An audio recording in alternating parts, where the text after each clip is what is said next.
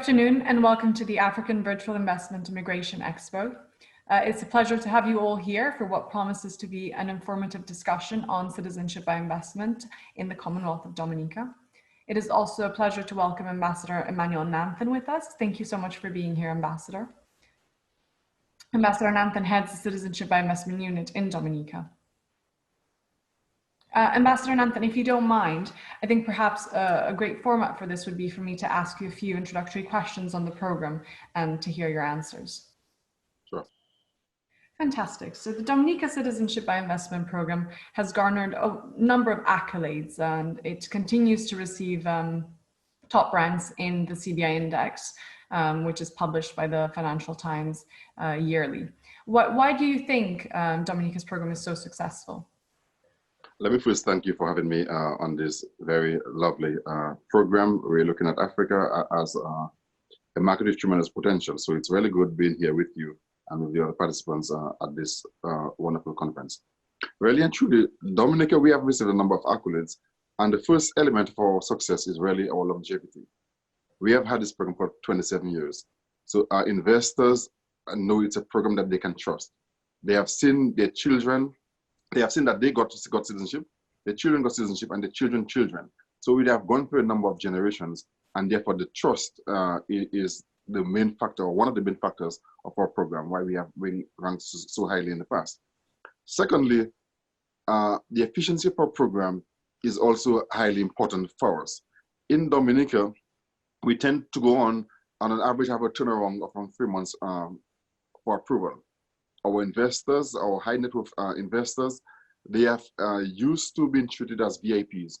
And we treat them as VIPs and respond to their request and their application as VIPs. So that trust, that confidence, that efficiency in turnaround is important for us. Thirdly, really, Dominica maintains a strong commitment to due diligence to protect the people as well as the wider international community. For us, due diligence is the cornerstone upon which our program is built, and our investors know that the process we use to build our project, our product, our program is important. So the question of due diligence is important and paramount for us as our program as well. So there are 3 main factors. 1, we spoke of our longevity. 2, we spoke of our efficiency. And thirdly, we spoke of our due diligence, solid due diligence process. Mm-hmm. So why don't we focus on due diligence? Can you tell us a little bit more about what these processes are and how Dominica prevents illicit actors from entering through the Citizenship by Investment program? Well, in Dominica, in order to pass the due diligence process, the applicant and the families must go through a thorough examination through a multi-tier due diligence process. First and foremost, our agents, we do not accept applicants by ourselves. You must go to an authorized agent. This agent must know his conduct know your customer visits on each applicant. So the agent must do the first due diligence process. They must run every applicant through a world check and other similar checks and submit that along with the application. Also, it is important that all relevant documents must be provided by the applicant through his or her authorized agents. This includes, but not only limited to, our criminal record check, source of funds documentation, proper ID, certificates of birth, marriage, divorce, etc. There must be, upon submission of the applicant, the process continues with our unit doing thorough checks on each applicant. We have staff who are trained in compliance, trained in anti-money laundering, and they must go through each applicant and ensure that those applicants have gone through those areas. Due diligence is also outsourced to international companies. We use the best DD firms in the world. There are a few of them that are very well known, and we use the best that are available anywhere in the world to conduct due diligence for us. Those due diligence are in fact enhanced due diligence. So the company we use must go to the area where you reside, where you work, and do boots on the ground. They check your home, they check your office, they check people in the industry where you work, and they send those to us as well. But also important for us in keeping the international community safe is what we call intelligence due diligence. Each applicant is submitted through our JRCC, Joint Regional Security System.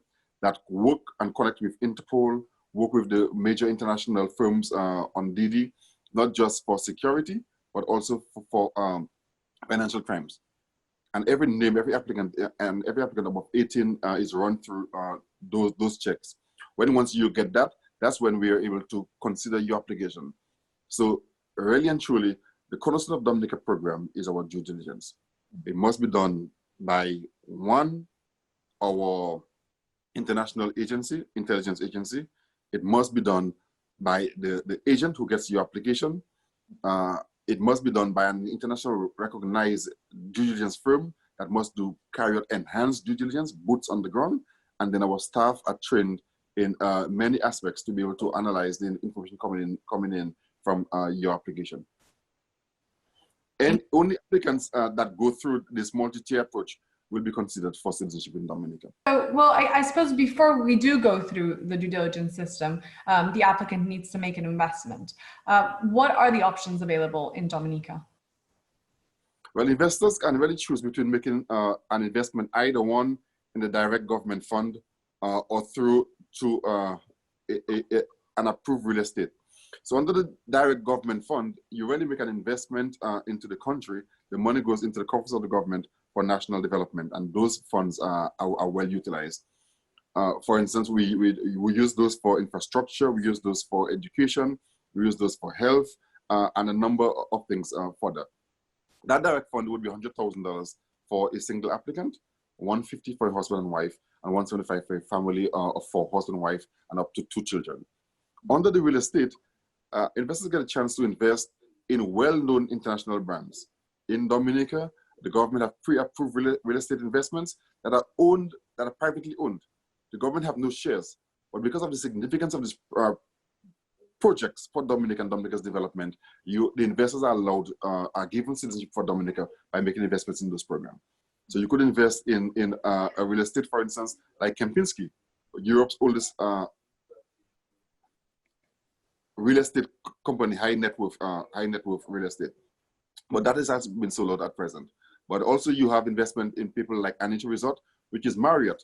Marriott is the world's largest hotel chain. And you could invest in the hotel in Dominica and become a citizen of Dominica. We have well-known chains such as Tranquility Beach, which is under the Hilton brand. So again, those are projects that are known. Investors could invest in those and become citizens. We also offer a few other local projects, like we have the Jungle Bay, which is a well-known hotel in Dominica, has been very, very popular over the years. Secret Bay too is extremely luxurious. They have won a number of accolades, and up to this week, I think they ranked the best hotel in the world, sorry, in the Caribbean, one of the top 6 in the world as well. And then you have Rainforest Eco Resorts. So we offer the investors an opportunity to invest in a few limited but very high net worth 5-star hotels in Dominica. And if you do invest in those, then you could become citizens of Dominica as well. Mm-hmm. Under the real estate, of course, they have some fees that have to be paid. There's some government fees in addition to the real estate. So there's a minimum investment in real estate of $200,000, and then there are minimum government fees that have to be paid that the government will get for national development as well. Mm-hmm. So we've looked at the due diligence aspect. We've looked at the investment options. What other requirements does an applicant have to fulfill in order to become a citizen? Well, all main applicants that apply to our program must be 18 years of age and older. For children, we ensure that both parents must sign approval for a minor. Despite these additional requirements, the citizens by investment process does not translate into an arduous process for investors. This is because, unlike some of the citizens by investment jurisdictions, Dominica does not require an applicant to attend an interview. Mm-hmm. You do not have to reside in Dominica. You do not have to speak English, or you do not have to learn the local history or demonstrate previously business experience. We allow you to come to our program. We ask for a number of documents. We assess those documents, and we're able to make a call on who you are. If there is information that is lacking, then we may require an interview of the applicant. It could be in person, or it could be via Skype or such media, or Zoom. But really and truly, investors feel confident and comfortable with the process that we have had, And we have eased the requirements to a certain extent, and we have seen very good results from our investors and our program. So I think in the current climate, health has become quite an important concern for investors. In what way does the CBI program protect the health of its citizens? As part of the application process, applicants are required to demonstrate that they do not have communicable disease such as HIV, etc. So we have thorough health requirements that we request, and that these are provided when each applicant applies to Dominica. It has to be filled in by a medical practitioner, and the questionnaire on behalf of the applicant is provided by the practitioner to our unit. So we try to limit the spread of communicable diseases for people applying for our program. HIV is one. I guess we may have to consider other diseases that as they arise, but the number of questions that are asked there provided to us by a medical practitioner. Okay. And say, an applicant seems law-abiding, he seems like a healthy individual, he's willing to make the necessary investment. Is there anything else that could preclude this individual from applying under the program? As part of our commitment to the international security, global international security, we try to ensure that only applicants that can undergo thorough due diligence are allowed in the program. As such, although we believe that they are good citizens in bad countries and good countries with bad citizens, we cannot, our firms cannot guarantee us absolutely certainty on due diligence in a number of countries. As such, we have limited applicants from those countries. I'm talking of places like Iran, North Korea, and Sudan. Even applicant from those countries has been residing out of the countries for the last 10 years, and their income comes out of that area. Due diligence can be done where they live, where they reside, and where they operate from, where they do business from. So we will accept applicants from those countries, but they must be living out of the area and living and making their resources or their funds, their income from out of that area. So they must be living for 10 years. They must have no substantial assets in the country, and they must be performing their businesses out of those countries. And that is because our DD firms cannot guarantee us accurate DDs from these countries. So it seems to me that with its due diligence and what we can perhaps call a ban nationality or ban country of origin protocol, Dominica is demonstrating a commitment to the international community. In what other ways does Dominica foster its international relations? And how can this help a future citizen or prospective citizen? In the last 5 years, Dominica have made great strides in building strong relations with international communities. In 2017, for instance, we were only able to offer visa-free to about 120 countries. Today, we offer visa-free to about 140 countries. In recent times, Dominica added to its list of visa-free Brazil, Russia, Ukraine. In the last few weeks, Dominica just signed and was also signed visa-free arrangement with China. So we have signed, and the Chinese government have signed. The date of implementation will be announced very shortly, but we have signed with China as well, and they have signed. So we will be adding China to that list as well. Potential investors for our program can travel visa-free or visa on arrival to a number of countries, major business hubs, and they can see that the government continues to increase the number of visa-free to destinations. Additionally, Dominica continues to expand the number of embassies around the world. In recent time, we opened our embassy in Abu Dhabi, for instance, and our ambassador, Hubert Charles, His Excellency Hubert Charles, has been sent to Abu Dhabi, who is a respected career diplomat who worked at the UN and Washington before. So really and truly, we are ensuring that we do better in allowing our citizens, those who are all the Dominican citizens, access to more and more countries, and by opening more embassies around the world to represent our citizens wherever they are. So from your answer, I could tell you really put a lot of value in these visa-free travel agreements. In what way do you protect these agreements within the Citizenship by Investment program itself? Well, we really try to ensure that we protect our arrangements and protect the international borders. So although we have visa-free from a number of countries, and we want to ensure that they trust our process. So if someone is denied a visa from one of our visa-free partners, we will also refuse that person citizenship for Dominica. So our partners know and are aware that Dominica does thorough checks, and Dominica will not compromise in any way what is being done in terms of granting people access to their borders. So if someone is denied visa to the UK or to Schengen country where we have visa-free arrangements, we will deny you citizenship for Dominica.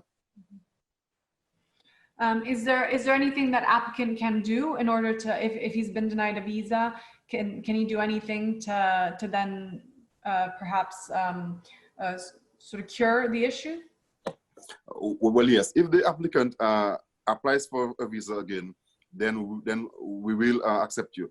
So if you have been denied a visa from one of our visa-free partners, we will deny you unless you apply for another visa and get that. All right, well, I think I have focused you a lot on sort of the international sphere. Why don't I focus you again on Dominica? I think there are very few countries in the world where CBI has played such an important role as it has in Dominica. Can you mention a couple of the ways in which you've seen the CBI program impact local Dominicans? Most definitely. For us in Dominica, every Dominican is proud of the CBI program and its efforts in transforming our country. We, through whatever reason, nature, we have been affected by a number of natural disasters. In 2015, for instance, we had Tropical Storm Erica, and the CBI program was instrumental in Dominica recovery and rehabilitation. In 2019, PricewaterhouseCoopers found that the CBI had touched every single aspect of life in Dominica. By that, I mean you have used funds for CBI in replacing our infrastructure in Dominica. We have used part of our CBI for personal development, such as our National Employment Program, where a number of young people are given the opportunity to get job experience and being paid by the government. And those job experience could be in the private sector or in the public sector.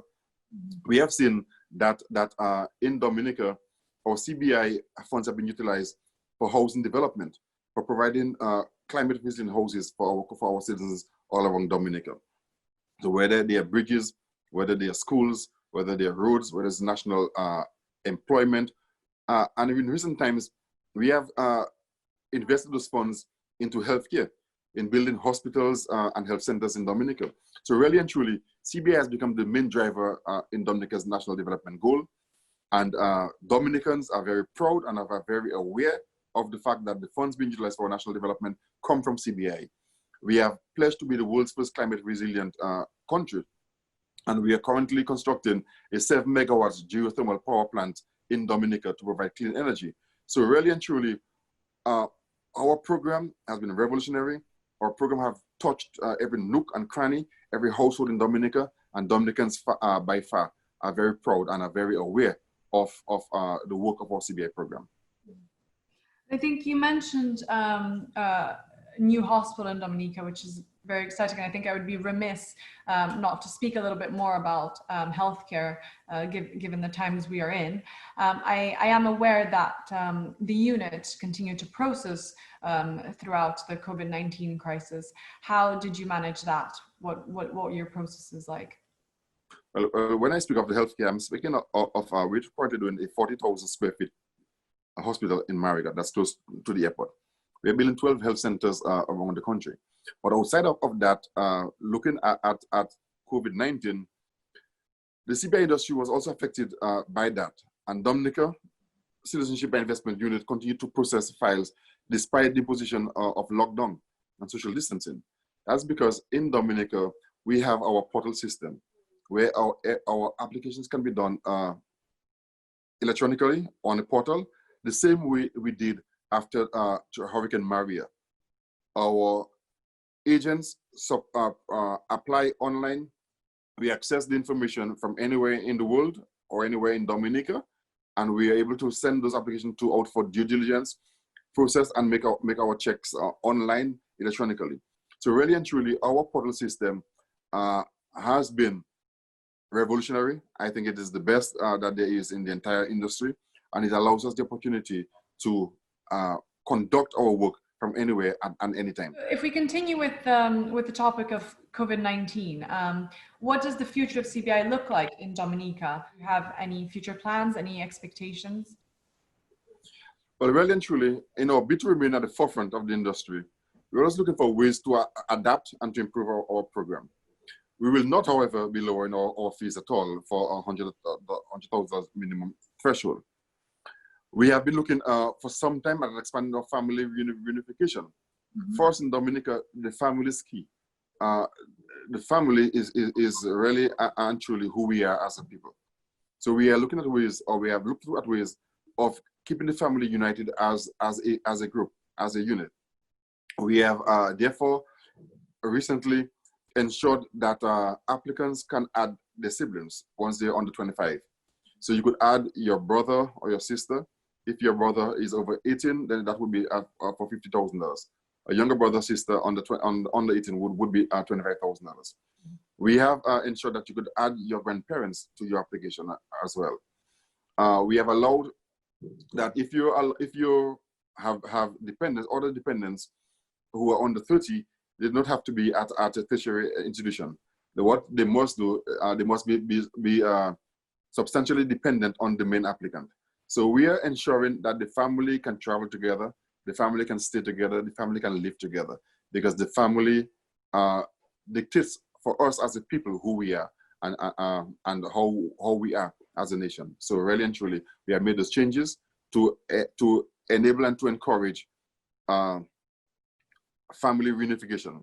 Mm-hmm. For a family, if you're going to add a sibling, they must be between the ages of 25 or under. If they're 18 to 25, they must be single, childless. They must be supported by the main applicant or spouse. We have also dropped the age requirements for parents and grandparents, and for all adults dependents, that there is not required to be showed substantial supported. They must be substantially supported by the main applicant, but not be at a tertiary institution, as I mentioned before. Mm-hmm. We have increased the scope of post-citizenship additions, that is adding family members at an application after citizenship is received by the main applicant. This will encompass newborn and dependents, whoever they are. So again, what we're trying to do is to keep the family as a unit and ensure that our people can move as Dominicans, as a family, move together, travel around the world together as a unit. That for us is important as Dominicans. Mm-hmm. And I think certainly a lot of our viewers today will find that particularly interesting, especially as there are very large families, particularly in Africa. So the idea that you can bring your entire family with you and become a citizen is certainly quite exciting. What else do you think? What other element of life in Dominica do you think is attractive to investors? Well, Dominica is more and more appealing as a jurisdiction. You know, we came through this COVID period so far. We will say Dominica, knock wood. We had 18 cases. We had no death in our cases. They have all recovered and have gone home. The CBI contribution to the construction of the 14 health centers around the country are important for us as a program, as well as the hospital that we're doing in Marigot. Dominica is also at the midst of the healthcare revolution. The new Marigot Hospital I mentioned before is being funded by CBI. Our health centers are being funded by CBI. And we have proven to be a safe and secure jurisdiction. In fact, there was an article recently that ranked globally the countries that did very well. And Dominica ranked as the country that did the best in all of the Americas. So we in addition to being the nature island of the world, where we have one of the highest percentage per capita centenarians per capita in the world, we live and breathe fresh air. We're able to manage our COVID crisis. Well, it never really became a crisis for us, at least not so far. We're able to treat all our patients. So we now doing our new China Friendship Hospital in Dominica, our new hospital at the Marigot as well. We're doing at present about 15 new health facilities around the island.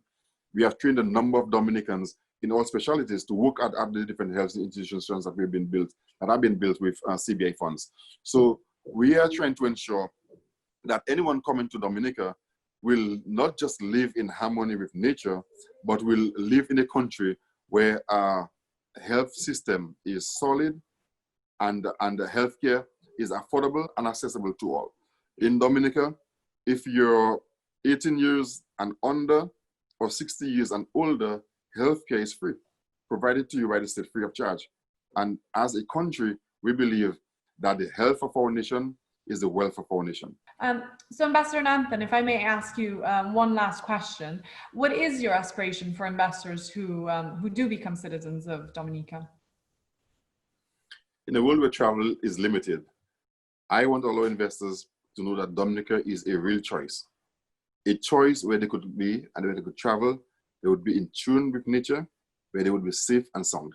In fact, I was very pleased to know that some guests at Kempinski agreed that they're going to stay there throughout the whole COVID pandemic situation, because they felt that they were at home, they were in tune with nature, they could enjoy the sunset, enjoy the greenery, the fresh air, where people live with each other and care for each other.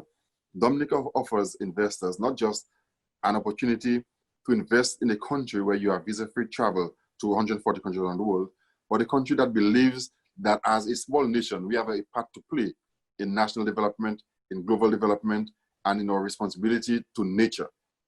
We're building the world's first climate resilient nation. We are a country where our love and passion for nature is significant. A country where we believe the world should visit and should take care and live in harmony with each other and in harmony with nature. We are ensuring that our carbon footprints remain very limited. We are ensuring that people can live healthy in Dominica with good healthcare, with fresh air. Our water resource in Dominica is tremendous. You have the purest and cleanest and freshest of water that you could have anywhere else. Where the country is as beautiful above earth as it is under the ocean. Where our flora, our fauna, our fish, everything is just, I love to know that I live in the Garden of Eden. The Garden of Eden is somewhere in the Caribbean. It is exactly in the center of the Caribbean. That is Dominica. Our investors are invited to join me. Join me in paradise. Take a trip and come out to Dominica and enjoy it with your family. Thank you very much.